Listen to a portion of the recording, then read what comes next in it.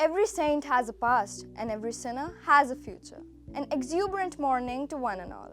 I am Riddhi Shukla and today we, the students of class 6th and 7th, stand before you to perform a skit on the topic Canonization. Canonization is the declaration of a deceased person as an officially recognized saint. By the formal act of canonization, the Church is proclaiming that we may honor such people as saints, ask their intercessions with God, and take them as an example of holy living.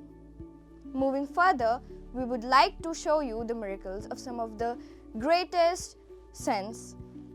Marie Teresa B.H.E.L, MC, better known as Mother Teresa, was an Albanian Indian Catholic nun and the founder of the Missionaries of Charity. Mother Teresa always treated everyone with compassion and supported them regardless of their religious beliefs or social status. In 1997, a tribal woman named Monica was diagnosed with an abdominal tumor in her stomach. The doctor was about to give up because she could not find any cure for her tumor. Then a nurse entered the room and told Monica's husband that now the doctors and hospitals could not save Monica. She advised him to take Monica to the Missionary of Charity and pray for her cure. In the evening, two sisters of the order tied a medallion with Mother Teresa's picture around the waist of Monica, and then they prayed over her.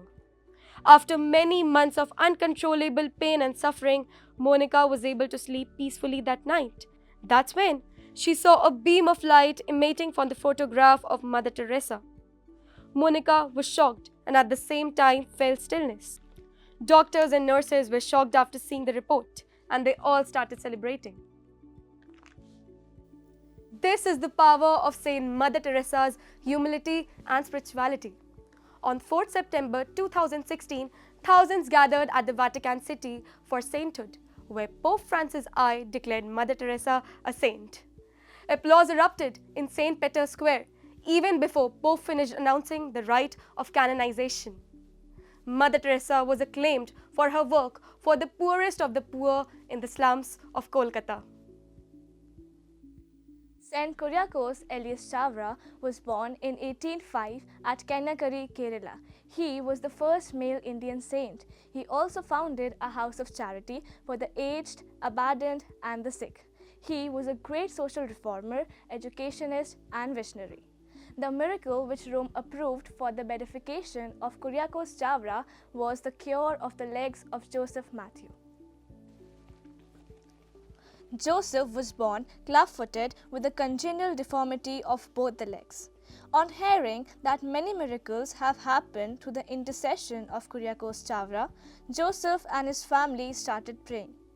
One day when Joseph and his sister were walking back from school, she asked him to pray to Saint Kyriakos Chavra for the cure of his legs and asked him to recite, "One Our Father, one Hail Mary, and one Glory be to the Father."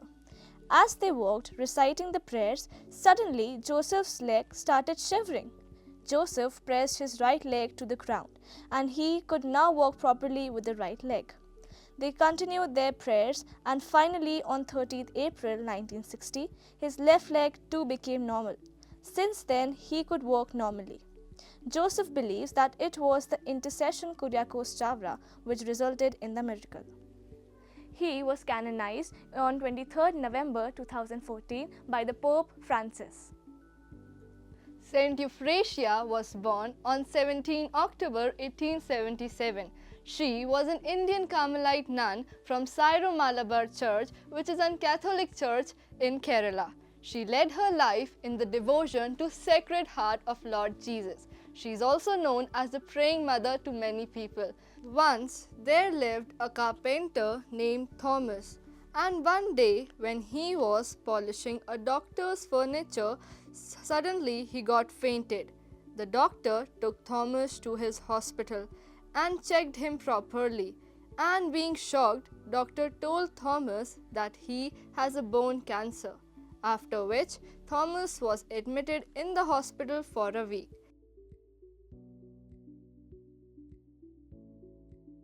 Seeing all this, Thomas' sister named Rosie felt very bad. So she prayed to Saint Euphrasia to cure his brother's cancer. Listening to Rosie's prayer, Saint Euphrasia blessed Thomas. Later, when Thomas' surgery was about to start, a scan by a doctor showed no sign of tumor, despite of an earlier scan which showed the tumor clearly. Meanwhile, Thomas' sister claimed that this must be the result of the prayer from Saint Euphrasia.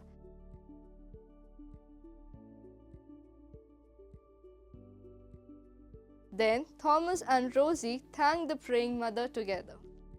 She was finally canonized on 23rd November 2014 by Pope Francis. Anthony of Padua, better known as Saint Anthony, was born and raised by a wealthy family in the city of Lisbon, Portugal. He was a simple and humble friar who summonized the good news among the people, lovingly and with fearless courage. In Lisbon, the city where Saint Anthony was born, there were two men who carried a long-standing grudge against each other. On a particular evening, one of them crossed the path with the man of the opponent clan. He stabbed the other man to death. In a fit of panic and despair, the man hastily buried the lifeless body in the garden of a man named Martin, who was the father of Anthony. His father tried to prove his innocence, but the horrifying evidence found in the garden was enough to convict the poor man of the murderer. Just when the things were at their worst, God, in the divine wisdom of Anthony, revealed the terrible situation of his father, who was in Padua. Miraculously, Anthony covered a distance of 1,200 miles in just a couple of hours. In the courtroom, Anthony asked the lifeless body to tell who had killed him. To the amazement of all, the lifeless body sat up and clearly said the name of the murderer and attested the innocence of Anthony's father, who was freed at once. Saint Anthony is honored all over the world as patron saint and is credited with many miracles. Because of his undying love and devotion to the poor and sick, he was one of the most quickly canonized saints in the church history by Pope Gregory on 30 May 1232. Moving further, we would like to wrap up by saying miracles, both the Old and New Testaments, had only one main purpose, and that was to reveal God.